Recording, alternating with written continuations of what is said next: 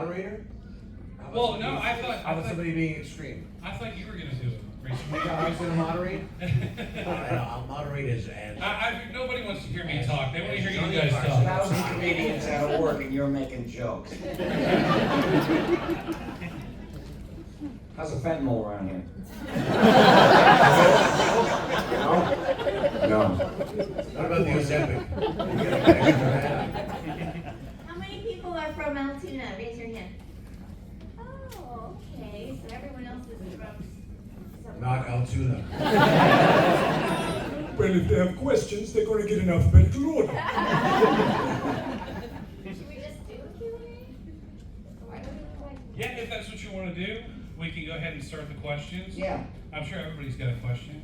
We will not run out before our hour is up. So rather than us pontificating and opining, I think it's best we will start in with the questions. And yes, we do love being back with Futurama. Yes. Take that one out of the way. Alright, hey, how you doing, guys? I'll start off with the easy one. What were your favorite episodes of Futurama to work on? What you work on? Gosh. Guys? I love the new one, you know, when we have our family Kippy and just finding the voices for the kids. Yes, it's wonderful. It really brings an extra dimension to the Kip and Amy relationship, which is already next to the Fry and Leela relationship, you know, one of the more, important and ongoing and established romantic relationships in the show, apart from Zach Brannigan himself. And, you know, we get to explore what it means to be a family in several episodes, you know, including one we just recorded, which won't be on until 2025. But it's a really beautiful family episode, and those have been great to work on. I love the ones where I only have like 3 lines because my dollar per word ratio goes way up. I'm kidding. I don't know. I had a particularly good time with Little Reconcilable and Indifferences because I got to be Orson Welles' head in a jar and lure ruler of the planet of controversy I hate and go through a midlife crisis. So that was a fun little arc for him. How about you guys? What are you doing on your phone? Thanks for not being here, Phil. Are you looking something? Are you tweeting? Are you looking for a fact? A factoid? No, I was trying to remember the title of the episode, but Right. the one where Amy was getting involved with robot sexuality. Thank you. Yeah, I don't even know how that would work, actually. What? Don't look at me. I'm not a robot. What about I'm not a robot. Billy, favorite episode? I hate the robot. Billy, what's your favorite episode of the Howard Stern Show? All right. No! Is that the one where we took pictures of your junk, Billy? What you really talking about, Robin? I'm not mentioning my Howard On the Stern Howard episode Stern for show, Billy. Billy did a lot of cosplay on his microphone. No, you know what they were doing? Gary was running around the station with a camera, and I was in the men's room. I was getting ready to leave, and Gary comes in. Where you going? And I said, what? And he goes, hey, I want to take a picture of your dick. and I thought it was for the show, and I didn't know anything, and I thought, well, maybe he's running a contest about all of us, you know. So I was happy to do it, of course. And then I left and never thought about it, and I was the only one. The good news is you won. Yes, I did. Yes. That was the only thing I've ever won in my life. The only dick contest.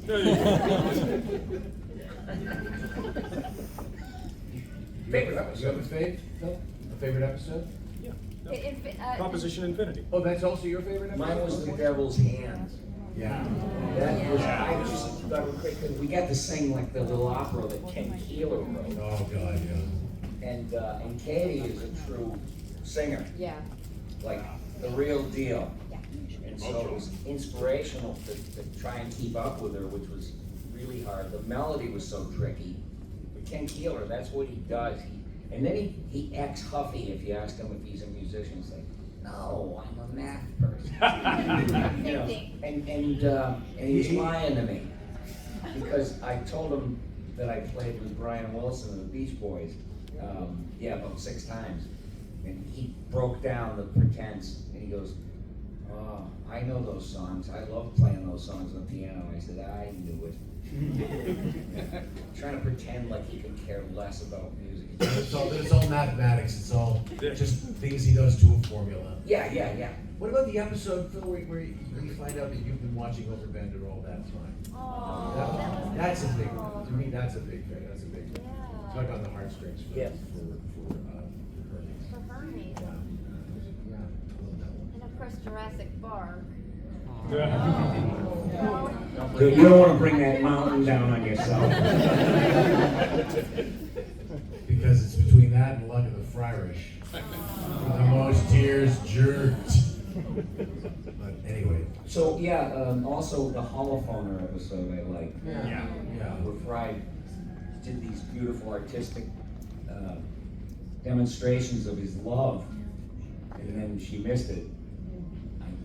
I was like, wow, the poor bastard, his heart's in the right place, he's awkward, big deal.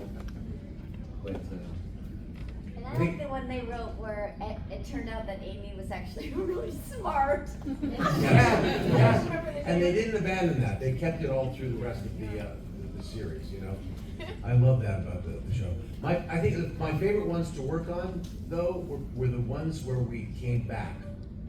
Like the first episode of the new run where we go, we thought we were dead, and look, I can pay for my house! Thank God!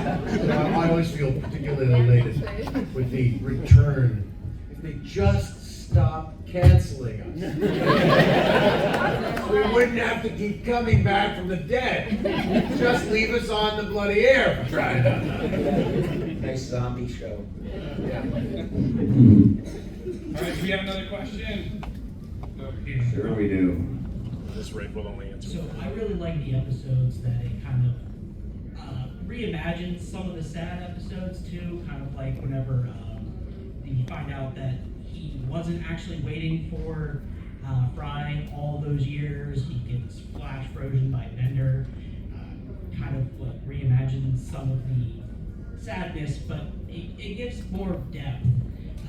If there was a sad episode you want to talk about, or maybe like you drew from to get some of that emotion, I'd like to hear something like that. What? What was the question? About tearjerkers and stuff? Yeah, I mean, is there another episode that you would wish that they would maybe add some more depth to, maybe? I had enough with those episodes. We read the episode, we performed it, recorded it. Yeah. Some of the new ones have some depth and emotion. Yeah, they're still, up there, the writers are so big, Yeah. cool. And, but I read the Fry's Dog, Jurassic Park, I read it, we performed it, we recorded it, and I knew it was gonna be sad. I just didn't know how sad it was gonna be. We're all, like, our voices are quavering in the table here. Yeah, this isn't gonna really happen, right? Right? And like, Yeah. A lot of these doggies. were the The show has just got it started out rather, I don't want to say, I mean, it wasn't heartless, but it seemed like it was just very science-based, very, just poke as much fun as much as possible, and then when we started to find the emotional center, around about season 2 of the show, where we went, wow, this is really about something, and these people do care about each other, and and developing the relationships. Those things have just been rewarding to work on. It wasn't just a strictly joke-driven or science fiction-y show at that point. And that's what makes it rewarding as actors. And I know the writers like to write to that, because never think to write about a relation in any script, scripted show is about the relationships. The shows are about the relationships, not the situations. So, yeah. All right, we have another one. Let's go over here. Right here on the floor. Hello. Hello. So this panel is made up of some of my favorite voice actors on the planet, so thank you for being here. And I was wondering, who are your favorite voice actor inspirations? The actors on this panel. The actors on this panel. I say that without any irony. These people are amazing. I love working with each and every Big one. love back at you. Yeah. Yeah. Well, and also, we have also had some of the greatest folks to come and join us. Yeah. Tom Kenny, Frank Welker, Yes. have all gotten to be part of Kevin Michael Richardson, Don all gotten to Lewis. be part of Futurama. Yeah.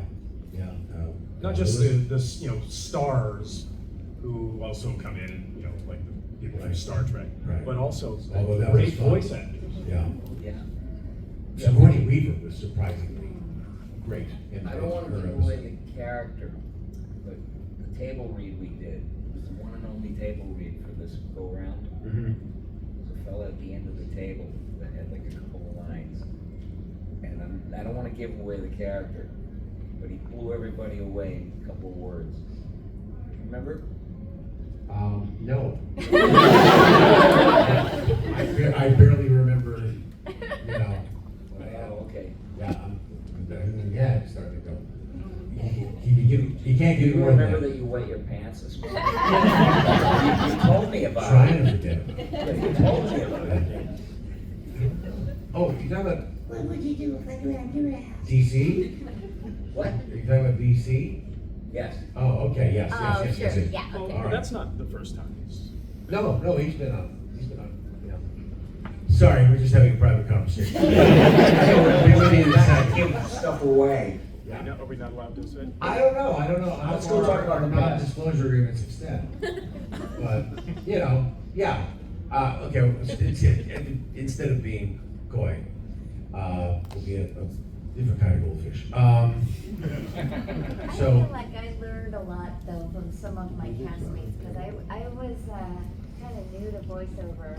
So getting this job, learning from these guys, and people like Tara Strong and Greta Lyle and Pamela Adlon. Like I I thought you were felt gonna say Pamela Anderson. Who, by the way, was very funny. You should have seen In a these show knuckleheads called, when Pamela Anderson came. Yeah. Like, they couldn't even talk. Not gonna Oh, happen. and all David Cohen was just smiling He and was. he was frozen. Right. And I said All something the writers to her. came. I was Like- sitting next to her and I had no idea what to say, so I went, Miss Anderson, I don't know if you know this, but there's this tape going around.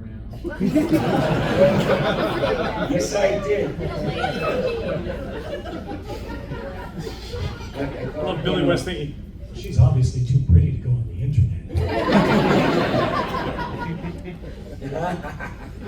This was before all that nonsense started. I mean, go ahead. Oh, and I was gonna say, on Twitter is great to promote stuff, like to talk about the shows that are, the Comic-Cons that are coming up. And, most people appreciate it, but there is this certain crowd, certain type of people that they're like horseflies. You can say anything and they come right in and spectrum analyze. If you've made a joke or something, they tear it apart and say, you're an ableist, So if you take away the stakes and you stop posting, they go, they leave. The horseflies, the murder hornets, I call them. They'll jump all over you. I like Instagram more because it's less. But, we mentioned Frank Welker, to answer your question, who, I was very lucky to know Frank before I got into voiceover, and he was a friend of Howie Mandel's, and Howie and I went to high school together, moved out to Los Angeles within a year of each other, and so Frank really gave me a bit of in education, when I finally got a job on Inspector Gadget, I played the chief, and I got to sit next to Frank, and he basically gave me a master class just by example. And he'd give me little hints on, technique and how to visualize without making any clothing noise, which is a big deal with the ultra-sensitive mics that we have now that Mel Blanc never had to worry about it. He had these ribbon mics, he could scream his lungs out, nothing ever pinned, he could go full on with the character. So Frank Welker, to me, king of all voice actors, and of course, our dear Tress MacNeille, who is so versatile that, as I said in my panel yesterday, she probably does 7 different gravelly voiced ladies between The Simpsons and Futurama and Disenchantment, and they are all completely, as you say, distinct. That they won't confuse one with the other. So those are some of my favorites. It's a thing of beauty to watch her work. It's a thing of beauty to watch everybody work. You never know if this is gonna be like the last go around because we have been canceled so many times. But I sit in there and I watch everybody working. I watch all my friends and these beautiful people working, and I have an out of body experience. Like I kind of float 9 feet above my head and look down at everybody, and I'm like, Have you had your heart checked recently? Yeah, I have the heart of a 19-year-old in my top drawer.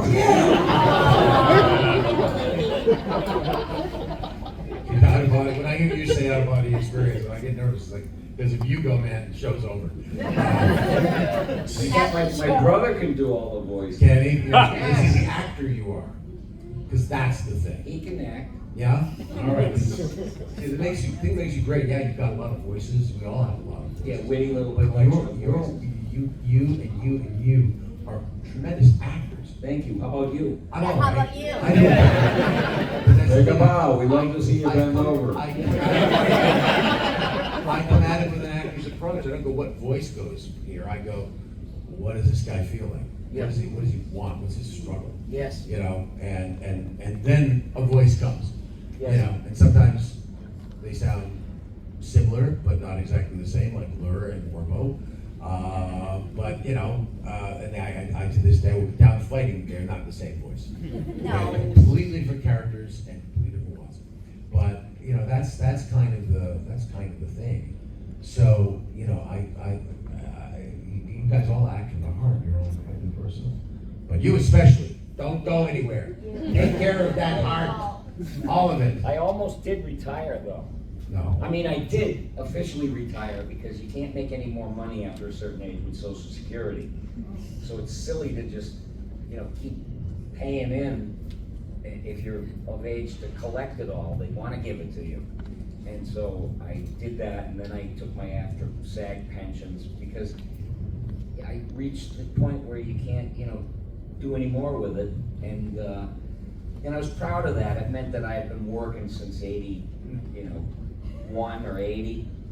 I remember. A million years ago. Didn't we when I do? left. Wasn't Beanie and Cecil your first cartoon show ever? Yes, and I met you and worked with That's you. where we met on. We And met I on the came New home. Adventures of Beanie and Cecil in 1987. Yeah, I was married at the time, and I came home and I told you about this, Mo. I said, Violet, I worked with this guy today, and I said, I had no idea of him. I wasn't aware of him and everything, and he starts like sprouting these fountain of voices, and every one of them tickled me totally because you were doing Tony Curtis and you were doing. It was wonderful. It was marvelous. I love you, Spartacus. I was raving and raving about you. Then I get to know you. That's right. But I'm with you. I'm the very same thing. I turned 65. I took my pensions, but the beautiful thing is the pensions still come, and I can still work and still earn, and it's great. And I don't care about Social Security. Actually, after 66, they can't take that away from me either. So it's a nice position to be in. It is, but I didn't think we were going to be doing any more stuff, Yeah. and I Never wrote a say. book Thank to. you all. Never say. Thank you for Never second guess Matt Groening, man. Yeah, for bringing it back. This is the most crowded therapy session. How do you feel about us being? I was sitting there thinking, yay. Thank you. I was sitting there thinking, you know, I wrote a book during the pandemic because I didn't want to sit there and do nothing. And, you know, I got a publisher finally, and I'm going to probably put it out next year. But What's it called? It's called, it was written by LaMarche. And it's called Only the Billy. No, it isn't that. So anyway, I was sitting there and I was thinking about the show and how much I loved it and everything. And the phone rings, and it's Matt Groening. You see it on and he goes, "Good news, everyone." And I said, "No, you're kidding me. Really? Yeah, we're gonna do it again." And oh, it was such. I was almost gonzo, gone. Because you want to go to Ireland, don't you? That's where you want to retire. If Trump gets elected, that's where my mail's gonna be forwarded. There you go. Well, they have Source Connect in Ireland, so you can phone it. Yeah, and I don't think he can't go to that country. That's true. Oh my God, you're right. I hadn't thought of that. No. They don't allow convicted felons.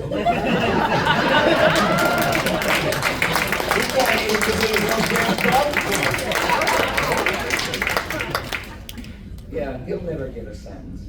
The only sentence he's gonna get is a run-on sentence. That's right. But, you know, Matt was just with that news and I was flipped out, but I was ready to just go, see you later. I wanted to, you know, I had recently gotten divorced last year and I had to just run off and find, I'll tell you the story. I was in Zoom court because I got married in New York and I'm on Zoom in California and there's the lawyers and the, you know, it was like the Brady Bunch, all these windows. It's a story, a bunch of shysters. And so then there was the judge, and she was a woman, and she had those little half glasses. And I said, she's gonna clobber me. This is it. She sees every piece of shit day in and day out. These guys, I didn't mean to hit her, you know, her face got in the way of my fist. I don't have any money, the Jews took all my money. You know, she has to see that day in and day out. And she sees me and I'm like little Johnny Jones. I live life like a Boy Scout by the book. And she saw all the stuff I had done. And she finally went, okay, I made a decision here. We're gonna go with your lawyer's recommendations. And then she looked right at me in that camera and she went, you go and enjoy your life. And it resonated. It went off inside me. I said, I have no idea what it's like to go and enjoy my life. You know, that takes a long time. You know, if you go anywhere for a couple of days, you're neurotically checking your messages to see if there's work. And I just unplugged and I wanted to know who and what I was without being yelled at or scolded or, you know, have to answer to somebody. So, you know, it was like bucket list stuff. Just easy, lie on a beach. That's all I wanted to do. Well, how do you pull that off? How much do you want to charge us for this session? Are we gonna 150? Can we negotiate 150 for each of you for this? Does anybody else? I did because I love you. Roll for chess? Does anyone remember what my childhood is like? Yeah, you're blocking. What was my relationship with my father? Oh boy. Besides Futurama, what are other characters that are your favorite to voice? Go ahead, Phil. I know. Chime in. Come on, Philly. Come on. What's some of your other Samurai favorite characters Jack? to voice? There's so many.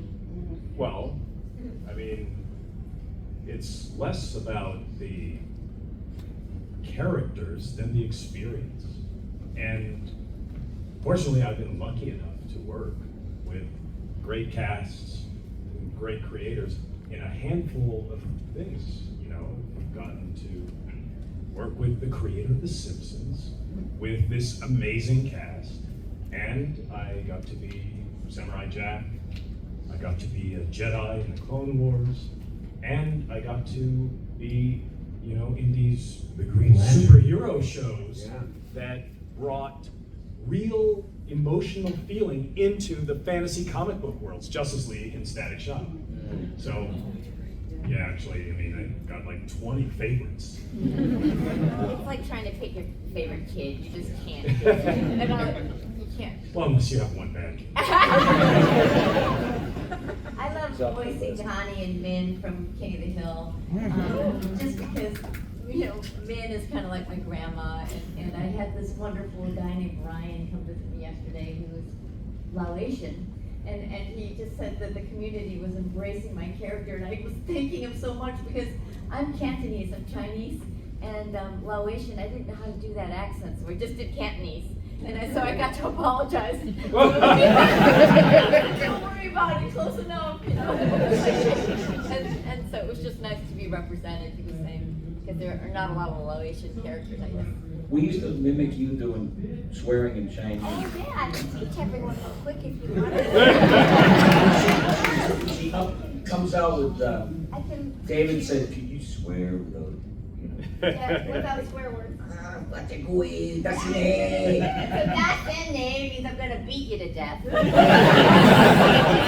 I learned in my childhood that were told to me over and over again. I'm gonna beat you to death, or I'm gonna chop your head off. How do you say that? So that's jam nega how. How is head. So jam, cut your nay, how. I'm gonna cut your head off. Jam nega how. That's cut your, and that's now. I so want to sign up for the Lauren Tom Chinese curse class. That was it. Now you gotta give us the $150. You know what's so cool though? Because I saw so many of you at our tables and stuff today and yesterday that I feel like that we're just like a room full of old friends. Yes. You know, like, and it's so nice to like have something like a show like this connect us all. You know, especially during the pandemic and all those. You know, it's been a rough 4 years. So I just feel very grateful for this and grateful for you guys. I feel close to all you guys. Really do. About 9 or 10 years I've been in nursing home. And I'm gonna want visitors. People that ask me, where did that scar come from, you know? Or on piano night, you know, when they bring the piano player in and play songs of your time, hey, the piano player goes, bitch better have my money. You know it's gonna happen. There'll be 80-year-olds someday singing, bitch better have my money. And the piano player, come on, everybody sing, come on. Come on, you old geezers. What are you waiting for, music? You tired of living? Bitch better have my money.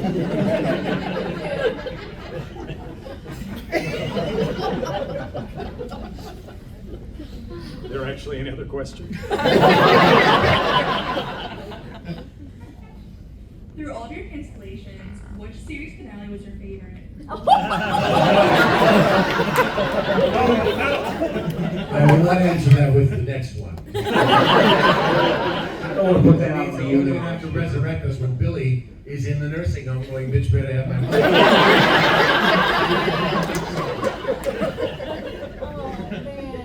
I mean, I think the last one was, but then again, you know, The Devil's Handler, our Idle Playthings was a pretty great way to end on.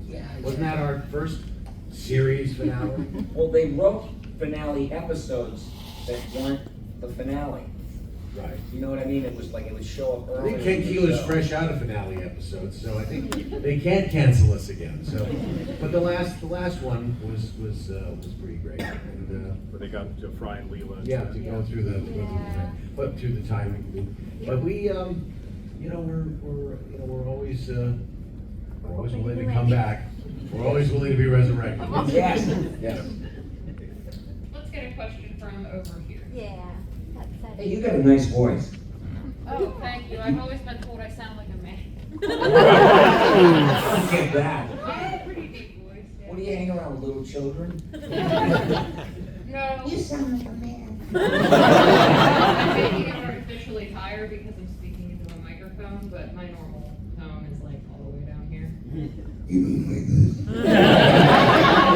Not quite that low. It's sort of a mid tone. Who has something want a cookie puss? Thank you. I'll take that compliment. Tom Carvel.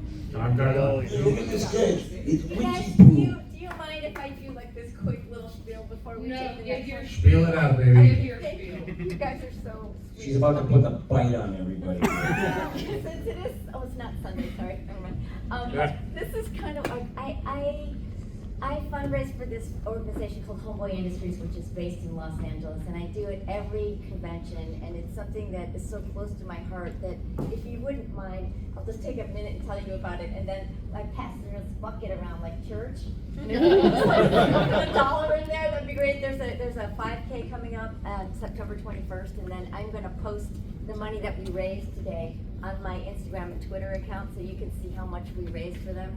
Basically, it's the largest gang intervention organization in the world, and what they do is they take formerly incarcerated men and women, and they put them through an 18-month training service where everything's free, and they get their tattoos removed, and they get like off alcohol, they get off drugs, parenting, like GED, and at the end of the 18 months, they get a job. And so that their whole philosophy is to get back into society. You need to feel like you have a purpose and that you're working and you're back in society. And they have a 70% success rate and only 30% recidivism rate.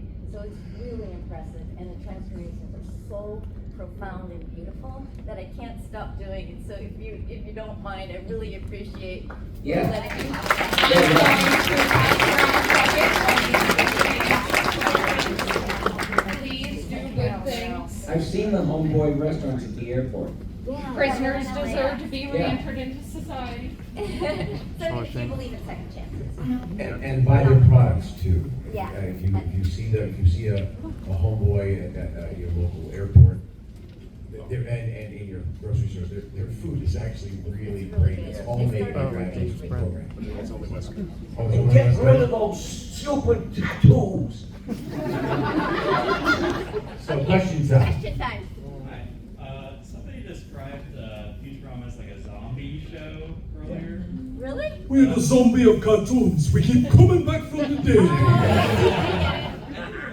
People describe The Simpsons as like a zombie cartoon. It keeps just going on and on. But they never. It's never died. They never It's died never though. died. So that's I not see quick Futurama as there. like a Phoenix show. I like that. We're a Phoenix show. Phoenix. We're not a zombie show. I We're a like Phoenix that. show. It's 180 in We rise from the ashes. I Dropping like like that. flies. Maybe some of you guys have some interesting like positives and negatives of like this show having like stop and then pick up again. It might be like interesting because some shows don't do that. The writers had more of a challenge dealing with that stuff, I Yeah. think, because the movies, you know, they had to write episodes as modular to use them together in a movie and still have them have a through line. Tough stuff, but we have the best. We have the best We're the writers. best writers. Yeah. We really do. I think if there's a challenge, you know, it's that, you know, it's the feeling that it's stopping, the sadness of thinking we're not gonna get to be together again, we're not gonna make any more of these shows. You know, the income stream, you know, stops. And then, you know, then there's this elation that we're back. And, you know, so it can be a bit of an emotional roller coaster. Right now we're on the high because we are back and we are, you know, just really happy to be making, but I'm already counting like down.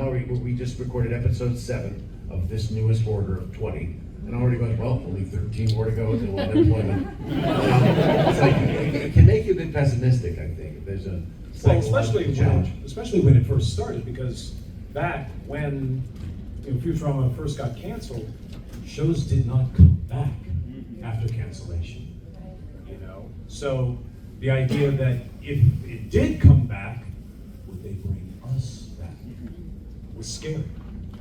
But now the fact that we kept coming back makes it less, you know, negative, less positive, less. Yeah. But of course, the positivity of this from the start through now is the same. It's you guys. Yeah. Because Fox was the studio producing the show and the network that it was on. And when they canceled it, took the show off the network, the studio realized, hey, look at all those DVDs that are selling. And the reruns on Comedy Central are what? There are so many people who watch this show. Yeah. Money talks. Let's get them back on our channel. So it is because of the fans of Futurama Yes. that Futurama Yeah, keeps going. absolutely. Hail you. Dedicated. Yes, indeed. And I know that you wouldn't accept Chris Pratt as Fry. Right? If they ever made a Futurama movie, you know, they would guess Billy West. I'm gonna put his name on my grave. Can I just say I love your shirt? Yeah. Thanks. Wow. The Would you stand up and the show shirt that says the everybody? scientist. He's got Farnsworth, Rick, Frink, and the Brain. Yes, my friends. Love it.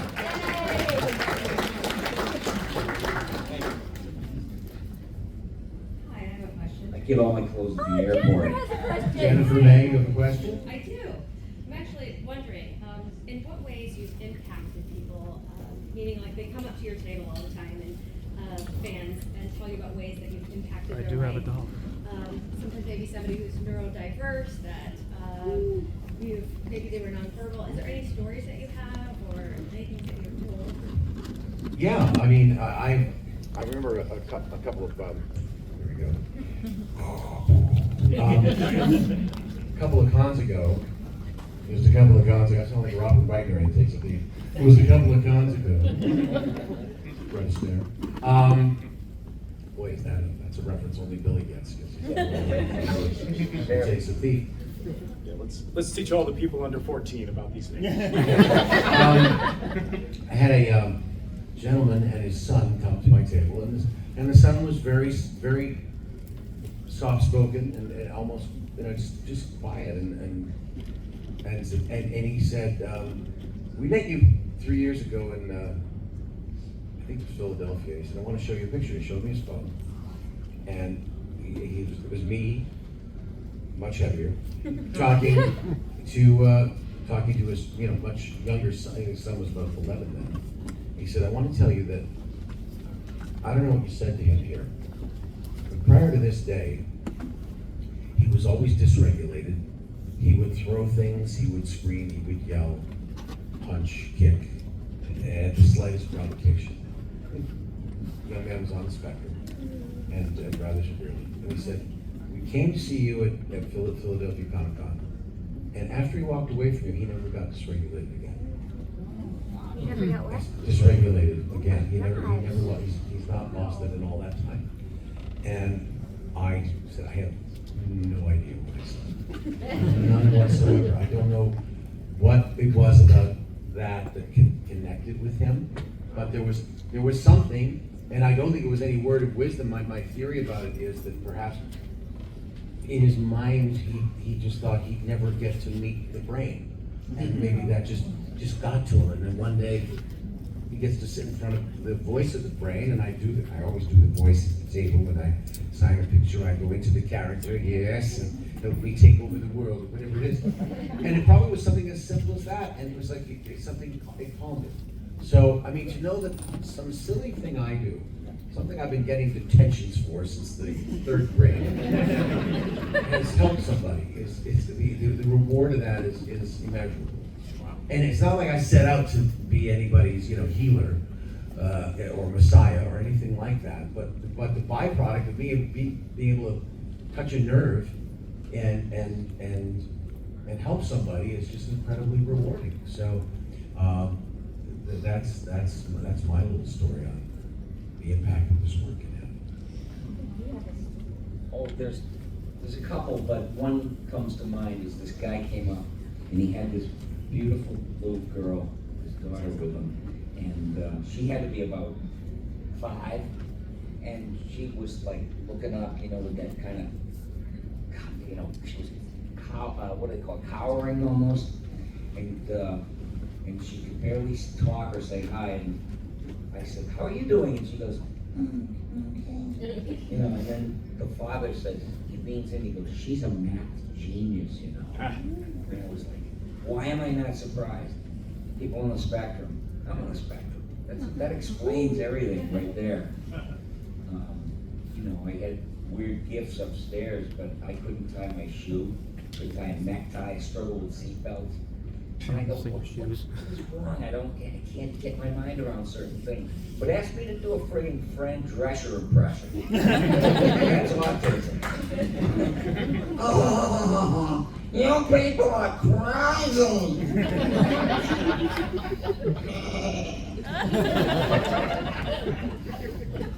I just like hearing about that. I got to be a part of so many people's childhoods. There's just something very special about that. I love hearing that. And you grew up fine and dandy to me. Well, I just love when, you know, a parent and a child come up and talk about how they both enjoy Futurama. Because, I don't know, those of us who are older remember the old days when grown-ups wouldn't watch cartoons. And they certainly wouldn't watch them with a kid. Right. But a show this good, you could grow up watching Futurama and have kids and show it to your kids. And you know And stay they'll be able to take it in. They'll still enjoy it. And there are a lot of things that we liked when we were kids that when you showed your kids, you're like, Dad! Oh, yeah. No, I like that because I was 7. Not because it's great. I tried to binge Underdog. Last 2 episodes. Definitely not. Wasn't written on many levels the way Futurama is, the way Animaniacs and Pinky the Brain were. It's just one thing. Yeah. Bullwinkle, on the other hand, Rocky Bullwinkle was written on a couple of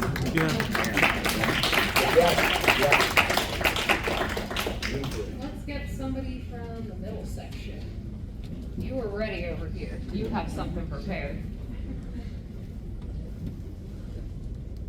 I have one for Lauren and one for Maurice. Okay. So Lauren, I hate to kind of get off topic, but as a former K&D operative, I'd like to let you know that Fawn is at your table right now. Who's at my table? Oh! That's right.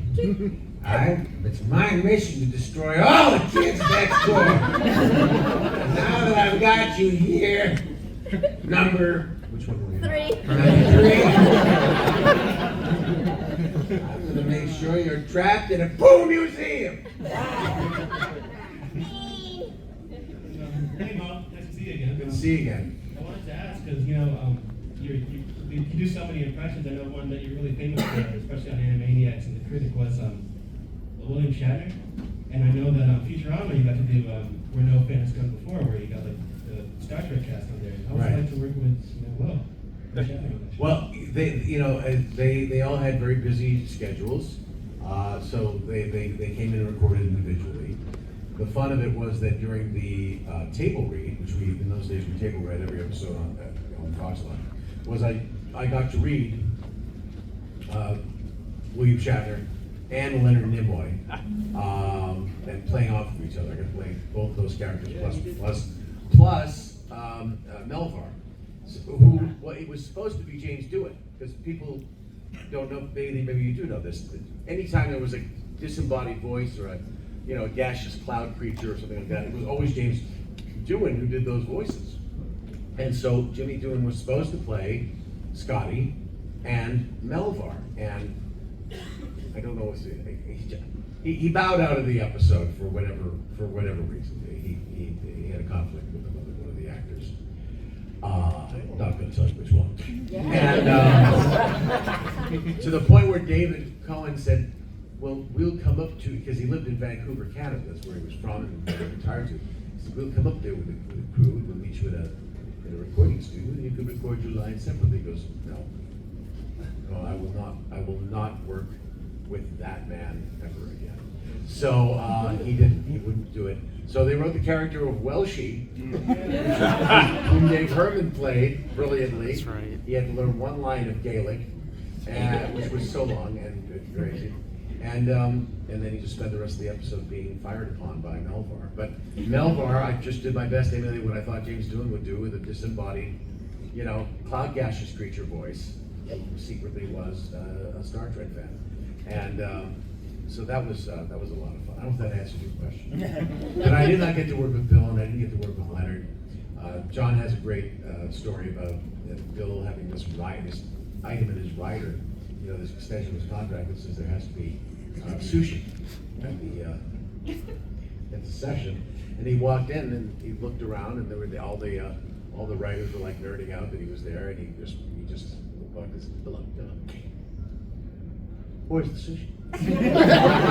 So they fell all over themselves, and while he was recording, they went out and got a giant platter of sushi. So Bill and Leonard recorded together, apparently. Leonard was the only actor who would record with Bill. So they did their, that's why they kind of overlap each other, and they have that fun exchange. Came out, and there was this giant platter of sushi, and then Shatner came over and had like 2 bites and left. So the writers and the engineer and everybody working in the studio had a sushi feast. That was nice. All right, we have time for one more. I'm going to go all the way over to the other side.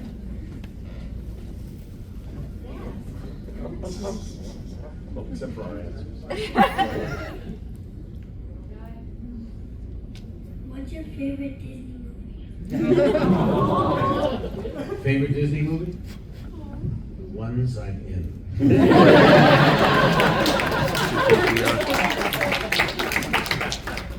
Well, my favorite Disney movie was Pinocchio. It was the very first movie I ever saw in a movie theater. Wow. I was like, one of the few things I remember about being like 4 years old was this gigantic moving picture. I mean, now I do it for a living, and I'm inured to it somewhat, but that was the closest thing I'd ever seen to magic. I'd seen movies on my TV at home, but I'd never been. And then my grandmother, my mother took me and said, "You cannot talk, and you can't bounce around," and all the things ADHD children they do naturally. But I did, so I had to stay stock still. And you know what? It was easy because it was so magical.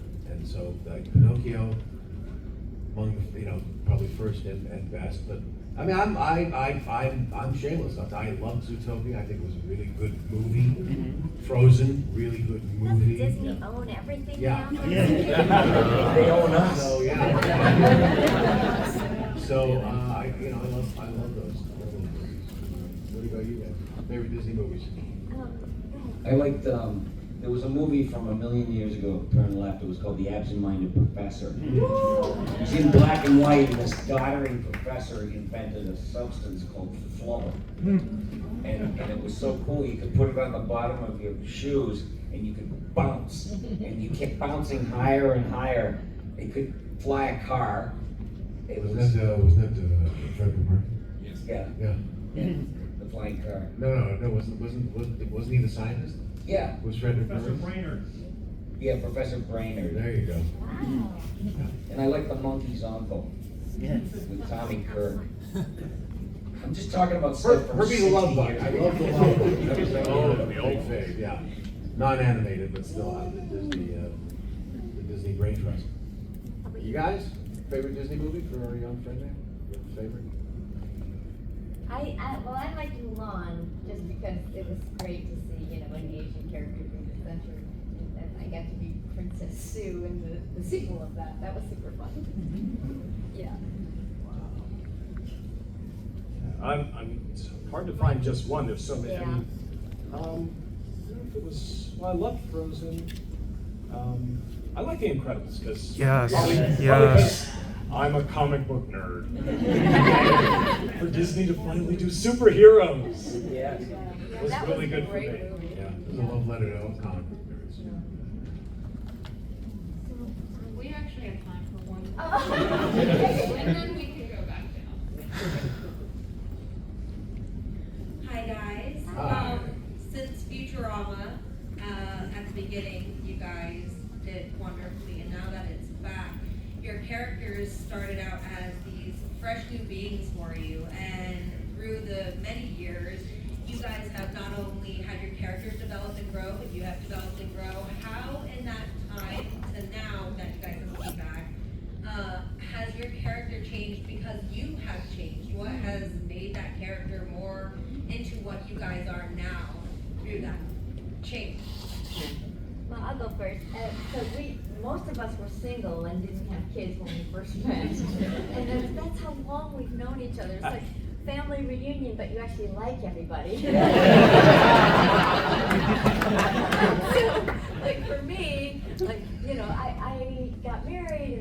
2 kids, so it's really wonderful to see that Amy, you know, could grow up a little bit, at least, and then, you know, deepen in that way. So, and I remember too, telling Dave Cohen, I said, you know, I feel like my voice is a little bit lower than when we first started. Is that? She's like, try to make it like the way it goes. No, just let it be how it is, because we've all evolved. So he didn't make us match anything. Yeah. Really. You know what, when we came back, there was the people on Twitter as usual. And there was one quote, there's a woman, it's like so sad to hear Billy West struggling to sound like a young guy. And I'm like, yeah, whatever. And then there was another guy, Schmo, was like, Billy West doesn't even sound like Billy West, I'm out. You know.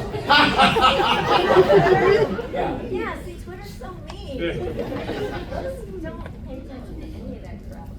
You're amazing. Thanks. Yes. Thanks.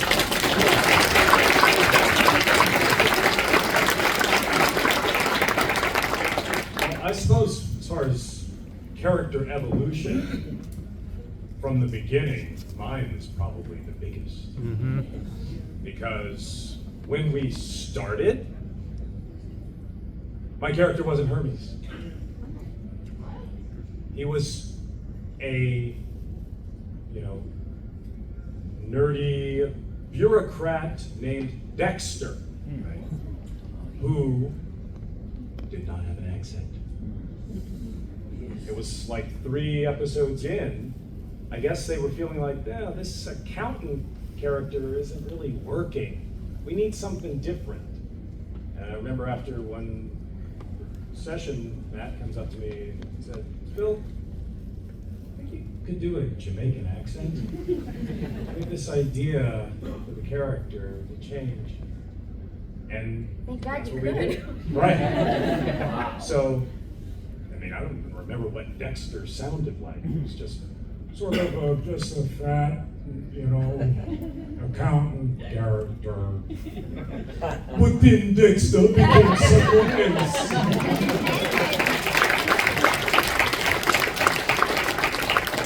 I would say the character of mine that had the greatest evolution is the porno dealing alien. He shows up again this season and he's done a different job. And there you have it. All right, guys. Thank you.